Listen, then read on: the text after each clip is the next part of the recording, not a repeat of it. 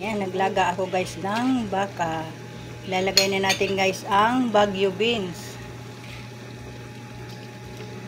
Yan.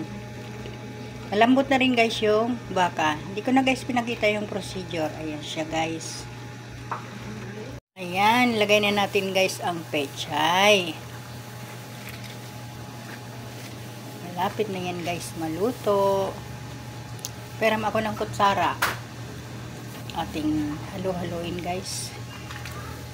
Ilubog natin guys yung ating gulay. Hindi na ako guys bumili ng repolyo. Sobrang mahal. Optional yan guys yung ating pechay. Yan, cover natin ulit.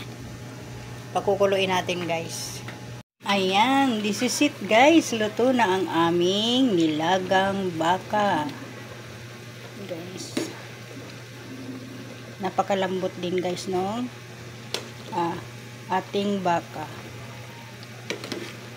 Ayan siya guys. Luto na. Thanks for watching. Follow for more.